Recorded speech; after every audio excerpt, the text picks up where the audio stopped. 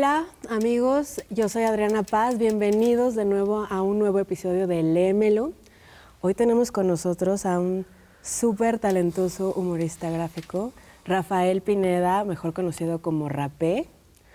Bienvenido, gracias por estar aquí con nosotros, por acompañarnos y por venir a compartirnos este amor por la lectura y de tus hábitos, de tus costumbres. Yo quisiera saber, empezar por preguntarte, ¿tienes alguna manía al momento de leer?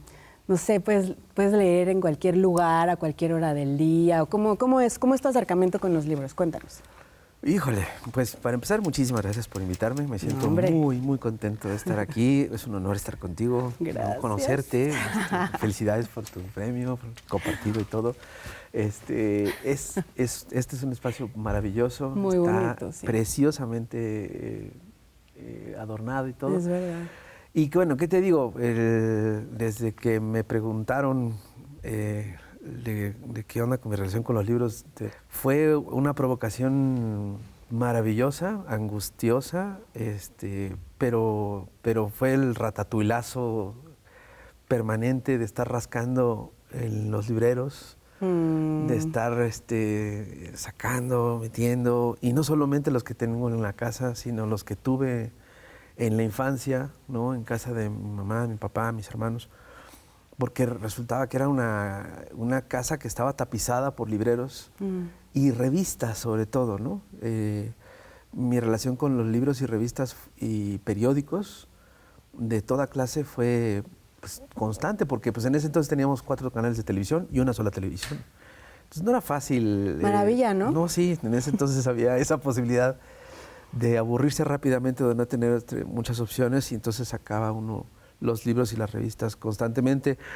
En selecciones de la revista Selecciones, que todo el mundo tuvo en ese entonces, en el baño había enfrente del inodoro un librero. En el baño. Un librero, no había un revistero, había un librero de las revistas de Selecciones que todo el mundo usaba, y sobre todo también los libros de arte, ¿no? En mi casa mi mamá era maestra de artes plásticas. Okay. Y era fascinante encontrarme con libros de los museos, los grandes museos del mundo. Por ejemplo, este es uno de los pocos... A ver si nos trajiste muchos libros. Sí, este es uno de los libros que a mí más me sacudieron la cabeza, en particular esta estatua. A ver, ¿no? lo enseñamos a la Sí, cámara. Qué bonita pues imagen. La Piedad de Miguel Ángel. Y bueno, realmente fue uno de los primeros grandes libros, ver a mi mamá pintando, copiando los dibujos, las pinturas, explicándome, ¿no? De qué trataba todo esto. Enséñanoslo. Bueno, el ver los estudios de las pinturas de Miguel Ángel, por ejemplo, esto es una joya. ¿Tú qué edad tenías? Yo tenía 8 años, 9 años, entre otros, ¿no? Este es uno. Y mi papá también leía novela policíaca, leía novela de la Segunda Guerra Mundial, y luego ya le andaba agarrando los libros que no debía agarrar porque tenían unas escenas... Los libros prohibidos. Medio pornográficas, y entonces pues uno se asustaba, estaba muy chavito. Pero así también, y hay un libro que en particular me encantó, y cuando lo recordé, porque me tardé en hacerlo, fue un libro de Dibuje sin maestro. Dibuje sin maestro. Dibuje sin maestro, ¿no? Entonces me acuerdo que lo abría y eran ejercicios básicos para encontrar las figuras geométricas dentro de cualquier cosa, cualquier objeto que esté enfrente de ti. Y pues me ponía a practicar, ¿no? O sea, fui muy afortunado en ser hijo de una maestra de artes plásticas, porque nunca se me prohibió dibujar y menos leer, ¿no? Entonces, claro. Y mi mamá era un poco, no tramposa, pero se lo agradezco, porque cualquier duda que yo le tenía, me decía, ahí está la enciclopedia, o ahí está el librero, o ahí está en este libro. Busca, o sea, era como de, pues ahí está la biblioteca, o sea, ¿por qué me preguntas a mí? Ahí está, busca por nombre. Y así, ¿no? ¿Te acordarás de cuál fue así el primer libro que como que te impactara? Eras chiquito, obviamente, ya me dijiste que 8 años, pero así un libro que dijeras, aparte de este libro de empezar a dibujar. Este libro que les traje porque es que había una situación especial en casa Y cuando llegó este libro a mis manos, porque no me lo dio mi mamá, no me lo dio mi papá, o sea, lo encontré y me llamó la atención pues, el título, La luna y seis peniques, de Somerset Maugham. Resulta que en ese entonces, cuando yo tenía entre 12, 13, 14 años, ni siquiera recuerdo exactamente en cuál de esas 3 edades lo leí, me impresionó muchísimo que alguien pudiera hacer algo así. Yo estaba viviendo una situación de divorcio, ¿no?, de mis papás. Desde los 7 a los 16 años papá iba y venía, ¿no? La dejaba por otra. Y resulta que encontré en este libro una justificación de un antihéroe, ¿no?, que después vi que era la vida de Gauguin, de Paul Gauguin. Y al leer este pedacito, a mí me partió la cabeza, ¿no? Es un pedacito de la novela que me cimbró, porque me dio una de las primeras grandes alternativas de la vida. Este libro, un maestro de filosofía que tuve después en la prepa, ¿no?, que el checo, le decíamos, se llamaba Sergio, un gran maestro de filosofía que también nos obligaba a leer una cantidad tremenda de libros, un libro cada semana, era la faena. Qué regalo. Qué regalo, y aparte me hice de buenos amigos que en lugar de hacer competencias de a ver de quién se mataba primero, era de a ver quién leía tal libro primero, ¿no? Entonces nos poníamos retos. Uno de esos libros fue El péndulo de Foucault, de Humberto Eco. Okay. Ese libro lo tienes que leer en ese entonces con enciclopedias, diccionarios, y ahora con el Google y con Wikipedia es mucho más fácil. Pero en ese entonces, cuando lo obtuve, fue mucho más fácil encontrarme con el significado de muchísimas palabras. Ahí encontré la palabra de rapé. Yo no conocía que existía la condenada palabra de rapé. Mira, es algo que te quería preguntar, pero sí, ya salió. Y la encontré como, yo estaba buscando, ya estaba yo queriendo ser caricaturista. Y fue cuando encontré esa palabra que dije, ¡ay, suena bien padre! ¿No? Porque aparte yo soy Rafael Ángel Pineda Peña, mi nombre completo. Y mi mamá fue mi maestra de artes plásticas, mi maestra de historia del arte, mi maestra de dibujo, mi maestra de la vida. Mi mamacita Yolanda, que ya no está conmigo. Pero a ella le debo todo este caminito. Entonces decidí que Rafael Peña, claro, cortado a la mitad, es rapé. Y desde ahí me quedé con ese condenado nombre. Esa escena de ese libro es fascinante porque se está criticando el protagonista de su levita negra, una cosa que también, por cierto, es una prenda de ropa que me encanta, la levita apestosa a rapé, ¿no? Las barbas amarillentas del cigarro y el abrigo apestoso de rapé. Entonces, fue una cosa maravillosa, que por cierto es un libro que me tardé en más o menos entenderlo 10 años. Es un libro muy rudo. Wow. Algunos dicen que para iniciados, no es cierto, es un libro fascinante. Mi mamá también, por cierto, es un libro que me hizo burlarme un poco de mi mamá, a pesar de que la amo, la amaba y todo, pero es un libro que critica mucho el oscurantismo. Y mi mamá pertenecía a una secta de los Rosacruces. Y me acuerdo que estudiaba y se ponía a practicar y cosas y la fregada. Y yo después, cuando ya leí ese libro, dije, ay, mamá, pues ternura, ¿no? Pero bueno, hay mucha gente que Qué maravilla, porque a veces nosotros decimos, bueno, yo voy a la biblioteca y busco el libro, pero igual no. Igual los libros nos buscan a nosotros, porque me estás contando que ahorita vamos a leerlo. Sí. Que cómo se conectó con tu vida, ¿no? Y cómo igual tú estabas buscando las respuestas y las encontraste donde menos te imaginabas, ¿no? Sí, es que eso me ha pasado mucho y es la famosa serendipia, ¿no? Cuando no estás buscando, pero encuentras lo que te faltaba y wow, ¿no? Fue el primer mazazo en la cabeza de una justificación que iba en contra de todas las normas supuestamente establecidas del contrato social que tenemos. ¿Te parece si lo leemos? Me parece fascinante. A ver, ¿vamos a leerlo juntos? Sí, Espero venga, tú. A ver, empiezo yo, ¿verdad? Vale.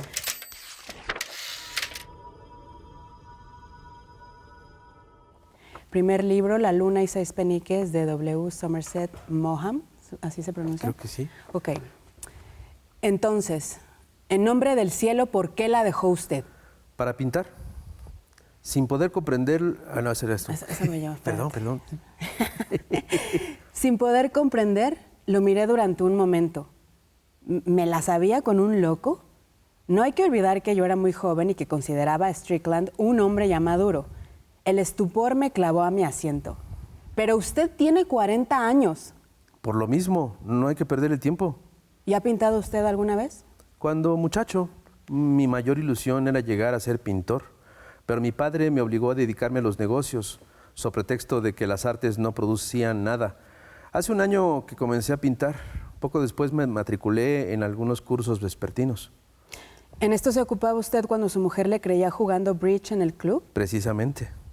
¿Y por qué no se lo decía? No lo comprendería. Por lo demás, necesito de la tranquilidad que dispensa el aislamiento. ¿Y sabe usted pintar? Todavía no, pero ya aprenderé. Por eso estoy aquí. En Londres no encontraba lo que quería. Quizás tenga más suerte en París. ¿Cree usted que un hombre que se lanza a su edad tiene probabilidades de arribar? La mayor parte de los pintores ha comenzado a los 18 años. Aprendo con más rapidez de lo que habría podido hacerlo a esa edad. ¿Y qué es lo que le hace creer que tiene disposición? No respondió enseguida. Sus ojos erraban tras los transeúntes, sin detenerse sobre ellos. Debo pintar. Pero esto es una aberración.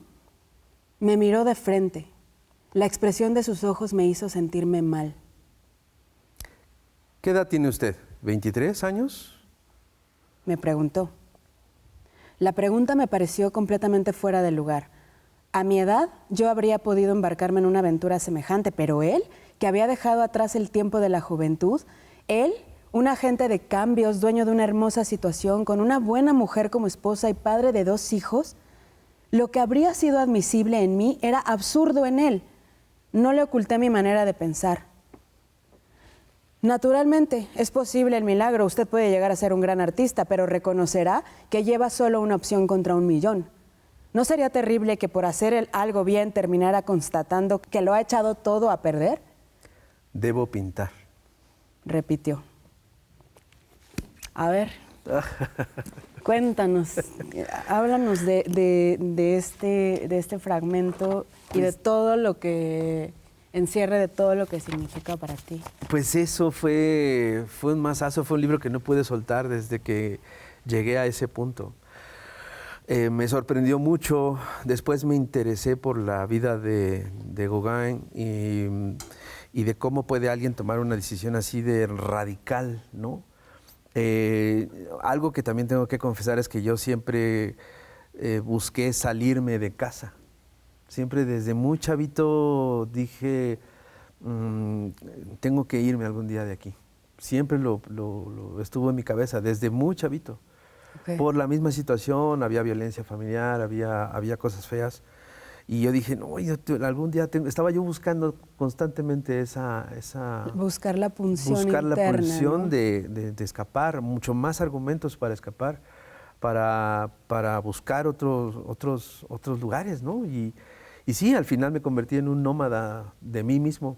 Toda mi vida he sido un nómada que ha buscado otro lugar. Nunca he tenido apego, ni por mi tierra, ni por mucha gente, ¿no? He sido siempre un nómada vivo. Y este libro fue de los primeros que me ayudaron a poner esos escaloncitos. Y decías que además te ayudó a entender lo que había sucedido con sobre todo tu padre, con mi papá, ¿no? Sino de entenderlo o justificarlo, sí como de resignarme, ¿no? Qué fuerte, ¿no? Pues sí. Oye, sí. ¿y qué nos puedes contar, porque todo se relaciona, del péndulo de Foucault? Porque también es como, ya nos contaste un poquito, pero no sé, a ver, ahonda un poquito más en la importancia que tiene para ti. Ese libro fue una oportunidad de asirme a algo que yo desconocía por completo, que es una especie de válvula de escape, ¿no? Era un pretexto para mantenerme ocupado. aunque no entendía ni una palabra, ¿no? Es un libro muy difícil, fue un gran reto, ¿no? Me acuerdo mucho que yo tenía como estudiante tenía un Larousse así gigante, gordo, gordo, gordo, gordo, gordo.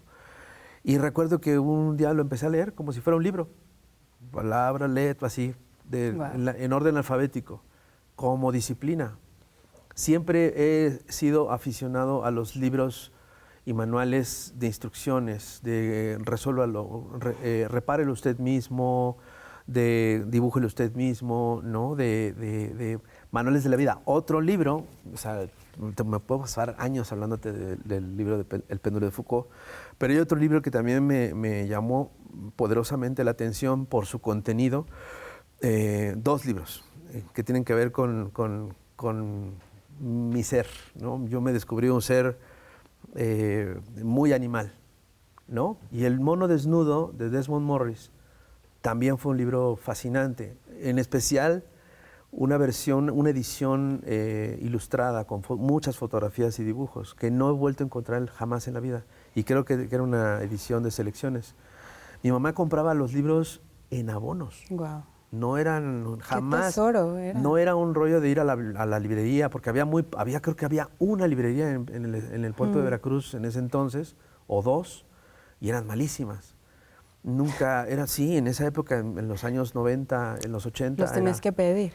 Pues sí, y mi mamá, a través de esta compañía internacional, la Delegación de México tenía esta oportunidad de venderte los libros en paguitos.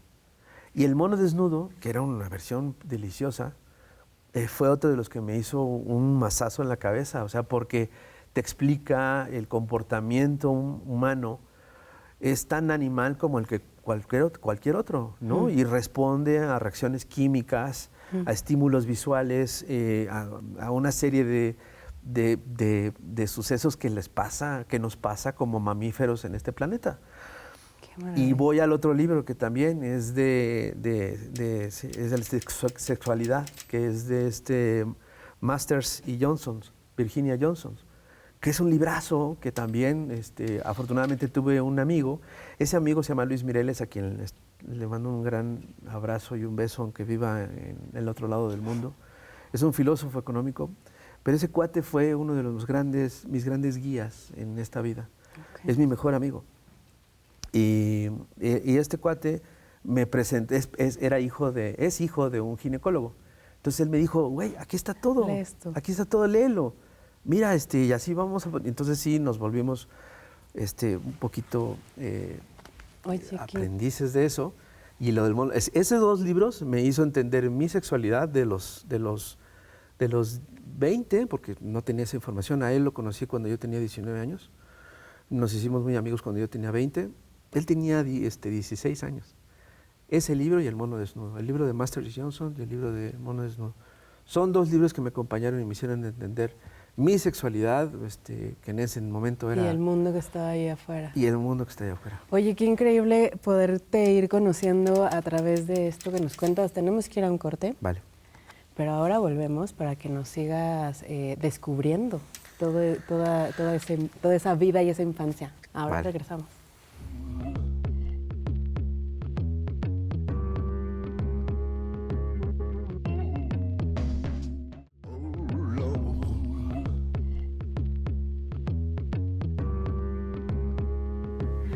Pues ya estamos de regreso y continuamos en esta deliciosa conversación con Rapé. Y ahorita en el corte me estabas contando sobre la lectura en diagonal y ahorita nos va a explicar así. Quiero ir, por supuesto, a la parte de los libros que despertaron tu conciencia política, Ríos, el Chamuco, todo esto. Pero antes, porfa, sí, dinos rápido, ¿qué es la lectura en diagonal? Bueno, esta técnica me la enseñó el Fisgón. Ajá. Y es una que tenemos que hacer muchas veces para hablar de un libro que nos acaba de llegar y el programa es mañana, ¿no? Okay. Pasado mañana, en una semana. Y sobre todo si son libros muy largos. Entonces, son una serie de detalles que debes de tomar en cuenta. Es, bueno, quién es el autor, por qué escribió este libro ahorita, cuánto tiempo se llevó haciéndolo. Tratar de investigar todo esto alrededor de esta publicación.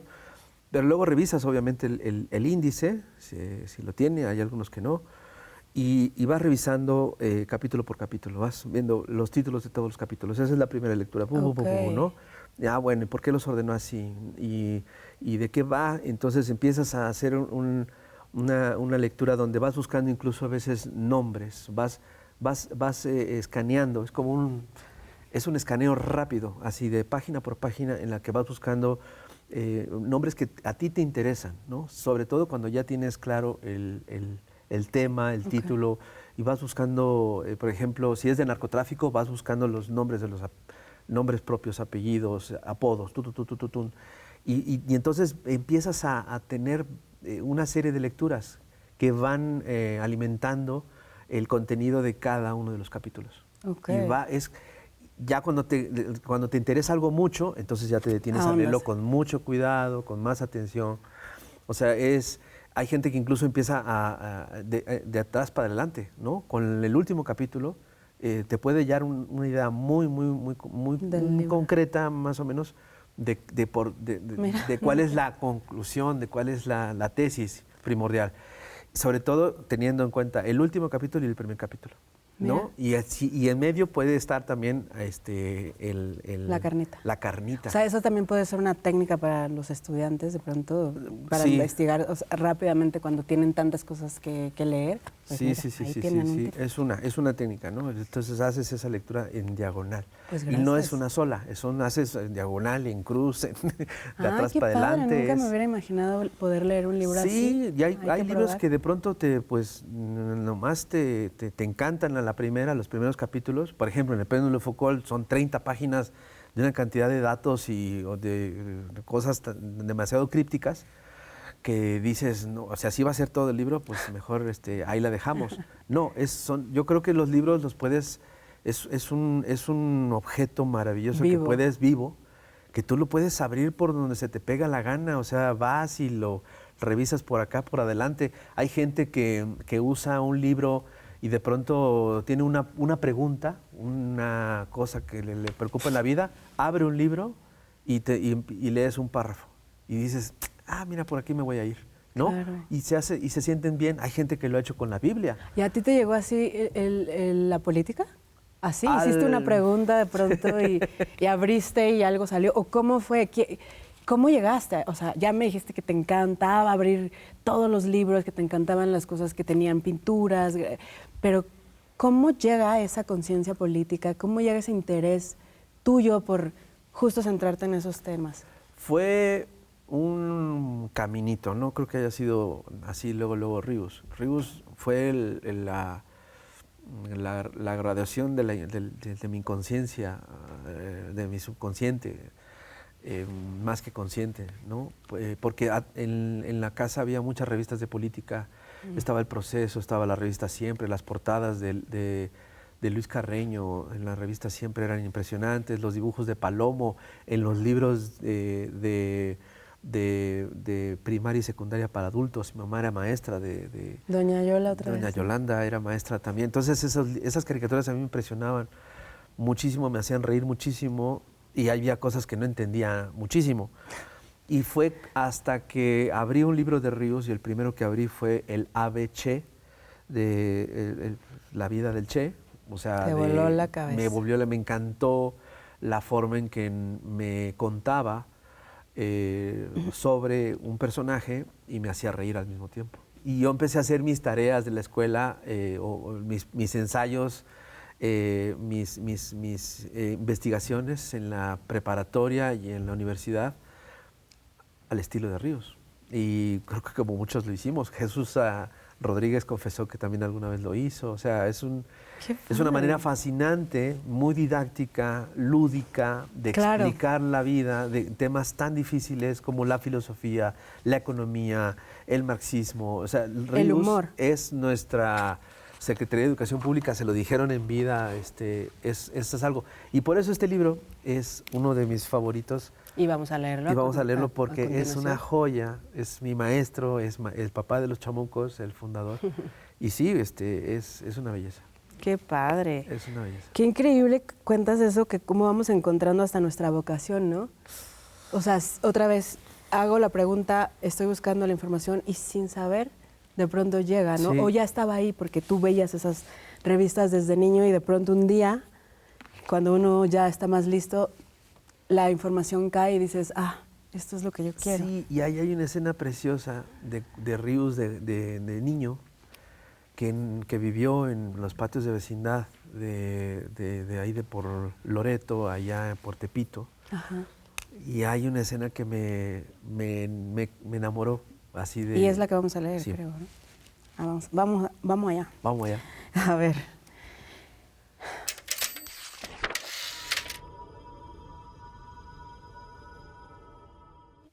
En ese añorado barrio de la Merced aprendimos 1000 cosas de la vida real, rodeados de putitas, cargadores, timadores, pachucos, limosneros, vendedores de pájaros enjaulados, policías, a quienes llamábamos por su nombre, y viejas beatas que habitaban las innumerables iglesias que desde entonces persisten en las calles de Loreto, Santa Inés, Academia, Uruguay, Pino Suárez o Isabel la Católica. Por todas esas históricas calles transcurrió mi infancia, compartiendo con escuincles judíos y libaneses partidos de fútbol en el jardín de Loreto o juegos de béisbol que hacíamos en los llanos de Balbuena con manoplas de tela que elaboraban nuestras mamás con retazos de telas sobrantes que regalaban los boneteros de Correo Mayor o Justo Sierra. O visitas alborozadas al Cinito, que pasaban en la todavía inclinada iglesia de Loreto a la hora de la doctrina para ver los carcajeantes cortos de Chapulín o Buster Keaton o las más carcajeantes hazañas de la pandilla. En todas esas actividades todos éramos mexicanos. Solo nos dábamos cuenta que unos eran judíos porque los sábados los veíamos entrar a la sinagoga, contraesquina de la vecindad. Eran otros tiempos, pues. Fueron mis tiempos de vecindad pobre y mugrosa, en la de Loreto, que casi era un gueto de familias michoacanas y jalisquillas que llegaron al DF huyendo de la guerra cristera, donde se mataban católicos de civil y católicos de uniforme militar para defender, entre comillas, la fe convertida en negocio de los padrecitos y obispos. Pero en aquella vecindad, hoy desaparecida y convertida en estacionamiento, había también una escuela de ciegos que contenía un enorme salón donde funcionaba también una curiosa orquesta de jazz, de puros cieguitos. Bueno, de jazz mexicanizado, jazz de swing bailable combinado con bolero, que yo oía cuando lograba colarme a los ensayos. Embelesado de aquella música que no se parecía a la que sonaba en los radios tan escasos que había en la vecindad, sospecho que ahí nació mi fanática afición al jazz, que sigo cultivando más que alegremente. También recuerdo con agrado a un niño tapatío jorobadito que tenía una extraña aptitud para improvisar diálogos y que había fabricado con cajas de madera y guacales un teatrito donde los actores eran títeres de barro que se conseguían en una tiendita de la calle de Guatemala, con los que ponía en escena obras teatrales de su invención. Cada sábado, el jorobadito de 10 o 12 años convocaba a todos los escuincles de la vecindad y por 1 centavo la entrada nos llevaba a un mundo de fantasía con dragones, caballeros andantes y princesas de la mejor sociedad y genios embotellados que tenían aventuras con parientes de Alí Baba y las 1001 noches. Ya cuando tuvimos que emigrar a la otra vecindad de Popotla, le perdí la pista y a la fecha ya ni me acuerdo de su nombre. O sea, como notarán ustedes, que la susodicha vecindad de Loreto 19 tenía sus rincones culturales de música y teatro limitados, pero funcionando con todo y sus asegúnes. Otras actividades culturales como el cine se encontraban afuera en los ya desaparecidos salones que llenaban el centro histórico de la anciana ciudad de los Palacios. Qué increíble lectura, qué transportarse al centro histórico y a estos momentos y a la creatividad, ¿no? Que ahí está siempre. Y tiene otras escenas fascinantes este libro de La vida de Ríos que me cautivaron porque me impresionó y me intrigó mucho el cómo es que se convirtió, o sea, cuál fue el caminito de un narrador, de un maestro, de un caricaturista, del tamaño de Ríos. Que, o sea, cada vez que yo me entero de un genio, una genia, me intriga mucho su vida. O sea, ¿qué fue lo que la llevó o lo llevó qué comió, qué vivió, qué sufrió, qué leyó, qué vivió. O sea, y entonces pues Ryu se volvió ese animal monstruosamente genio que me intrigó. Y Wow. entonces el saber, el buscar, ¿no? Y eso me pasó también con Miguel Ángel, es otro cuate que a mí me fascinó. Y a través de los libros de Vasari, nos cuenta una anécdota de Miguel Ángel de que alguien se quejó de la nariz del David, se subió, antes de subir al andamio, agarró un poco de mármol con la mano y el cincel, se subió y se acercó a la nariz, le pegó al martillo y dejó caer un poco de mármol al piso. Entonces se bajó, movió al individuo que lo cuestionó. ¿Y cómo lo ves? No, ya quedó chingón. O sea, esas cosas esas anécdotas Claro que cuenta que- Vasari son fascinantes. Oye, ¿y novela gráfica? Háblanos de novela gráfica. Bueno, novela gráfica, pues ¿cómo no? A ver. ¿Dónde Mira, son muchos, porque también Helguera y Hernández y el FIS me atiborraron de estas joyas. Pero yo creo que hay que hablar ahorita de, por ejemplo, este libro de Joe Sacco, que es un cuate que se ¿Cuáles ganó son como tus autores? Breccia, Joe Sacco, Bilal. ¿Y cómo fue tu encuentro con la novela gráfica? O sea, también así de estas casualidades de la vida. ¿O hay alguien que te dijo? Helguera. Antonio Helguera me invitó a leer sus primeras. Él fue el que, sin conocer dónde vivía ni nada, me dijo: toma esto. Muñoz y Sampaio fue exactamente la primera novela gráfica que tuve en mis manos, ¿no? Alax Sinner se llama el personaje que dibujaron estos argentinos. Y Toño me puso de tarea: a ver, cópiate esta página y a ver, ahora dibújame en otro ángulo con este estilo, este personaje. Y fue una batalla gráfica tremenda.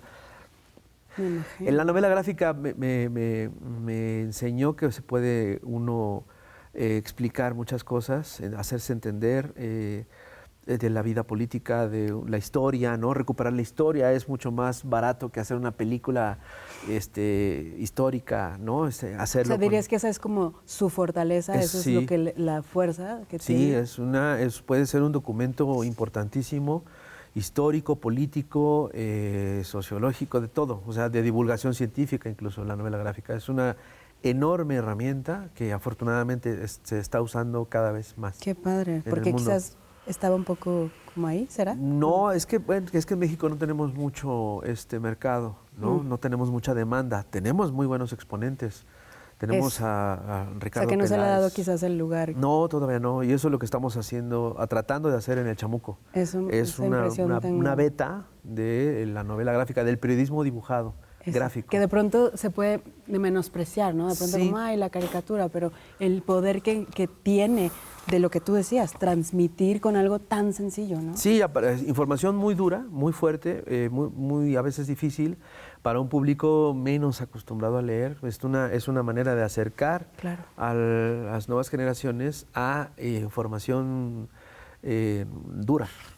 Me parece súper interesante esto que dices, porque sí, de pronto la gente ve un libro y siente distancia, ¿no? O no tengo tiempo, no me llama, no entiendo. Y esto, lo que has hecho, por ejemplo, cuéntanos de la revista, de cómo surgió, cuál fue el impulso primero de decir, ahora yo quiero tener una publicación.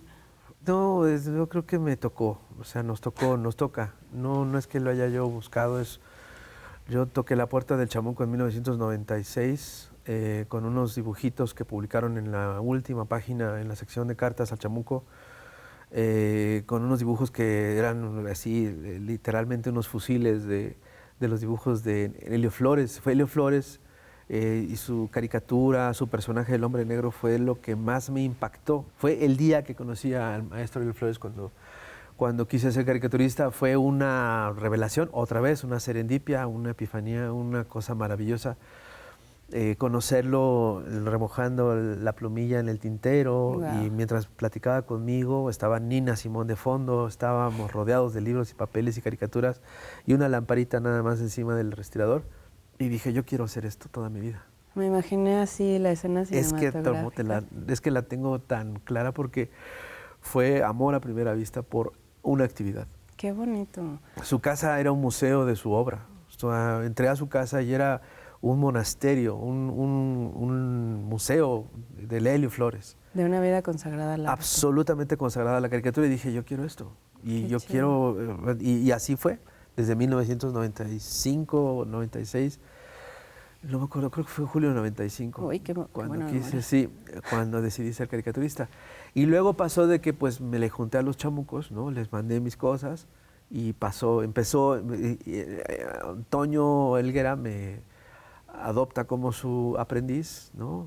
Perdió la paciencia a los 2 años porque yo estaba estudiando la carrera de comunicación social en la UAM Xochimilco, entonces no me podía dividir, tocaba en los camiones para poder pagar la renta y todo, entonces tenía novia, ¿no? La mamá de mi primer hijo, entonces era una cosa Claro, de dividirme en 5.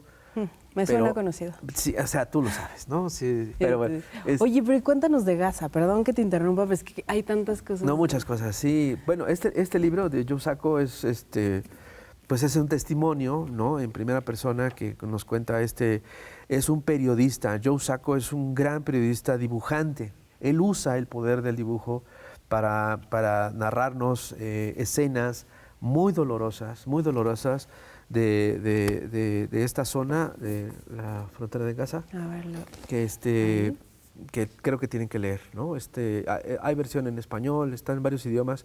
Joe Sacco es uno de los grandes historietistas de este planeta que han sabido narrar con una fortaleza visual tremenda y narrativa sobre todo. Entonces yo sí he invitado a muchos de mis colegas, sobre todo historietistas, a que se involucren en su momento político en el que están viviendo, porque yo estoy convencido de que tienes que usar todos tus talentos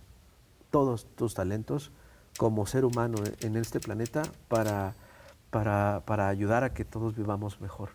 Y si tienes el poder de dibujar y de narrar a través del dibujo, creo que tienes un compromiso social, político, histórico, de poner tu granito de arena para que este planeta sea más justo, más informado, que eso es lo que podemos hacer nosotros.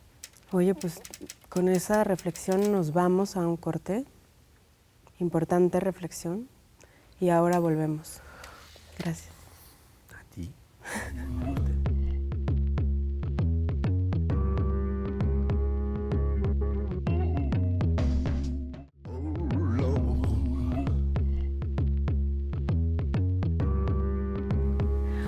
Ya estamos de vuelta aquí, que es que con esta riquísima plática, ya te puedo decir mi querido Rapé. Ya, con mi querido Rapé. Mi querida Adriana. En esta conversación que nos ha traído recuerdos entrañables de este México que todos tenemos ahí, ¿no? En la memoria. Y ahora yo quiero irme a un libro que sé que es muy importante y yo quiero que nos cuentes por qué y en este momento de tu vida. Es el libro de Nahui de Pino Kakushi, espero estarlo diciendo bien. Entonces, los micrófonos son tuyos. Gracias, mi querida Adriana.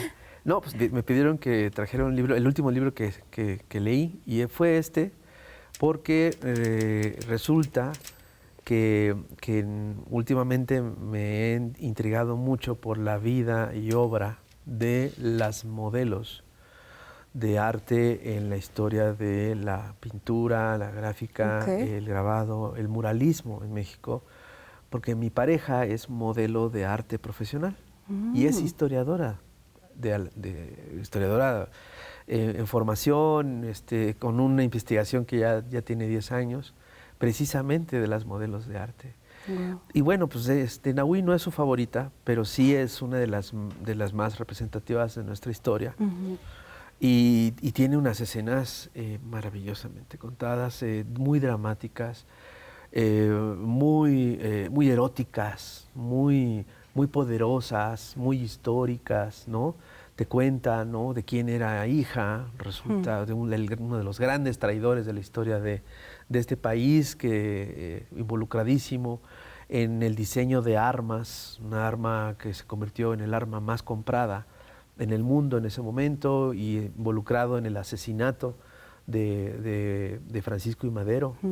Entonces, bueno, pues era una chava que estaba condenada por su apellido, Mondragón, y que resulta que se casa con un cuate que no la aprecia porque el cuate tiene otras preferencias sexuales, muy condenadas en la época, pero resulta ser un gran pintor también con el paso del tiempo, y se lía con un reconocidísimo pintor que es el doctor Atl, el gran vulcanólogo, que también con unas ideas un poco nazis en ese momento, y que le decía, hay una palabra, un apodo que le pone doctor Atl a Nahui, le decía en francés Mondragón, para burlarse de ella, de su apellido, y de su karma. Mi dragón, ¿no? Mi dragón.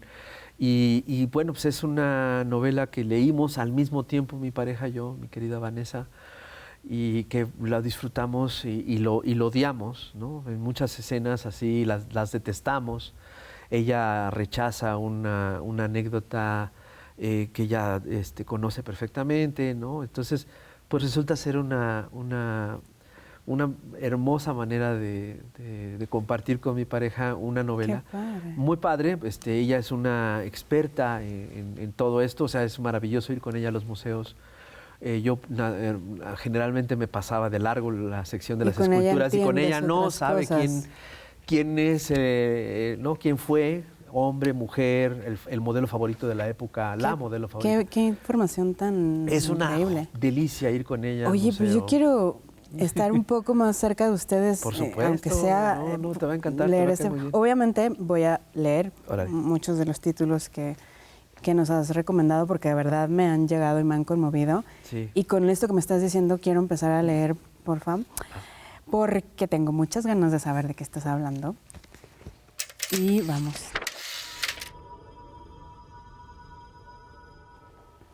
El poeta baja la mirada y solo en ese momento se percata de las fotos que la mujer sostiene en las manos y que mientras hablaba ha enarbolado con un ademán agresivo. Mira aquel cuerpo desnudo, bellísimo, que emana energía, de un erotismo y una sensualidad que nunca antes había advertido en ninguna otra imagen de ese tipo. La mujer le ofrece las viejas fotografías amarillentas. ¿Te interesan? A Bon Marche, muy baratas, te las doy a cambio de unos cuantos pesos. Escoge la que prefieras. El poeta las observa una a una. De pronto, da vuelta a una y descubre un escrito a mano, una caligrafía de otros tiempos, trazos de tinta delicados y nítidos. Antonio Garduño, 1927.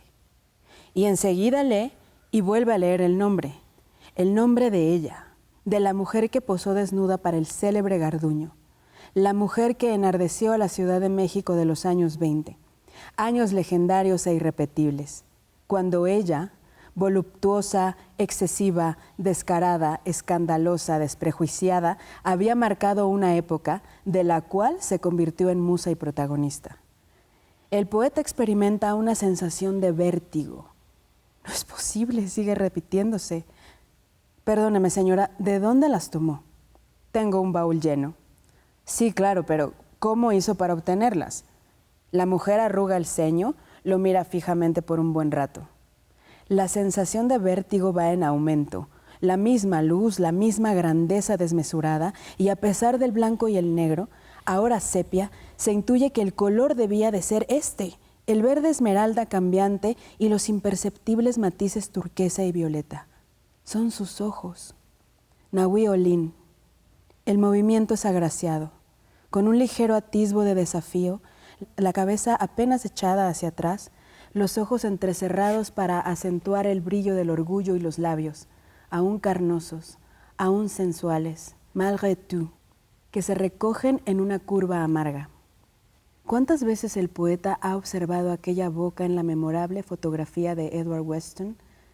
El retrato de Nahui, al que el autor mismo definió como el mejor de todos los que he hecho en México.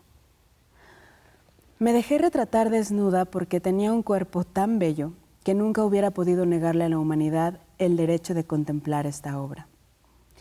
¿Es el recuerdo de una frase leída en un libro de Nahui Olin o la acaba de pronunciar esta anciana señora que está sentada en la banquita? La mujer ha vuelto a mirar fijamente el sol. El poeta la observa a ella. Sí, es posible, piensa. Tal vez sea realmente Nahui.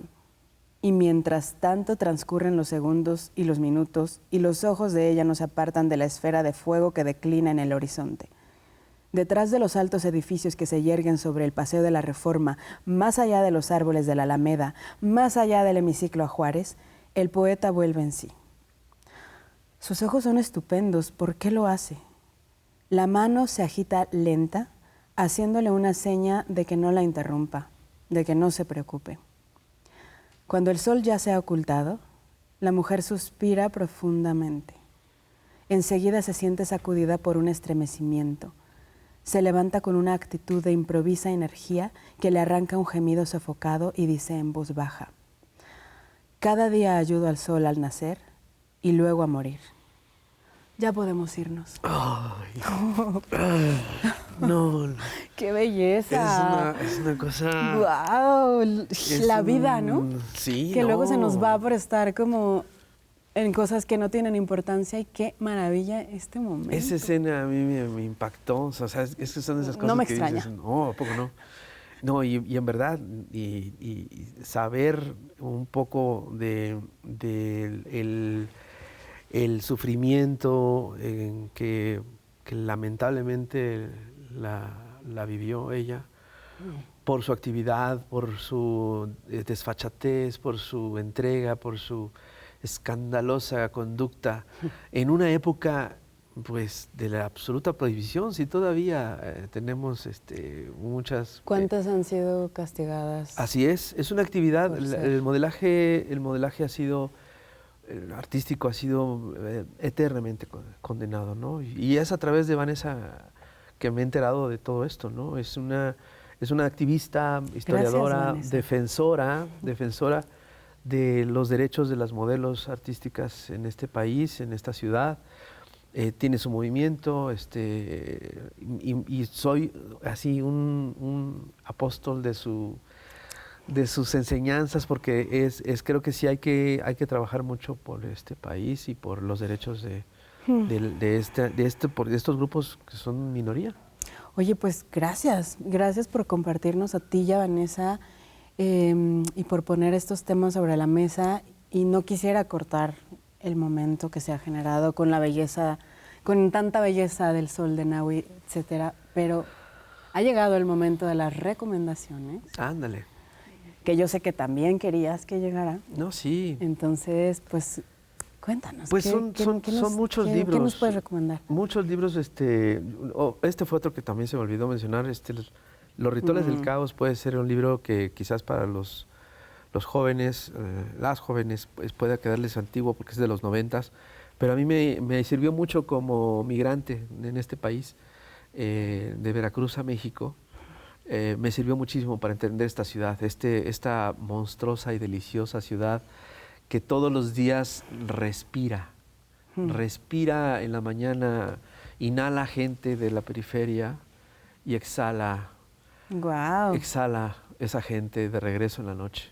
Es una ciudad tan viva, que respira, que late, que sufre, que llora, que derrama sangre. Uf, Es sí.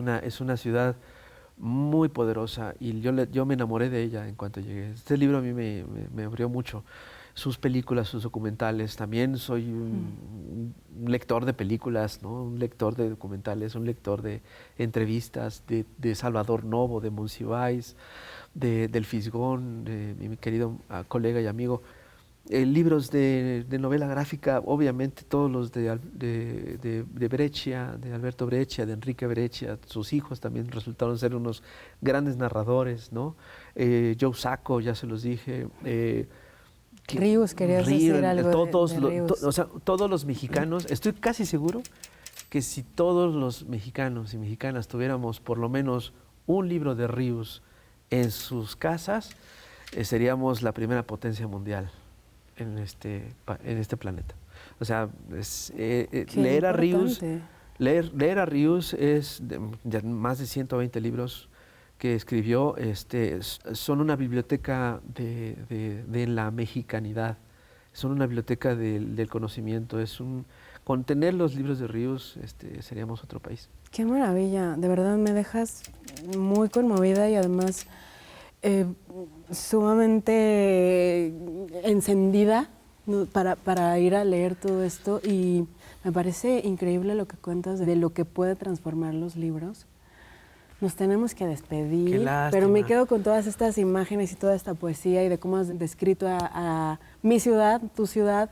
Yo nací en la Ciudad de México, pero me parece increíble esta imagen de inhala gente y exhala cuando se va. Y con esa imagen me quedo, y con esta plática deliciosa contigo, con todas tus recomendaciones. De verdad, no las he hecho en saco roto. Ahorita me vas a pasar todo. Yo de aquí a la librería, por supuesto, y tengo mucho que leer. Pues muchas gracias a todos los que desde su casa nos han acompañado. Esperemos el siguiente capítulo y otra vez muchas gracias. Adriana, y mucho más éxito. Mucho gusto en conocerte. Igualmente. Muchas gracias por este programa. Maravilloso. Gracias. Qué placer.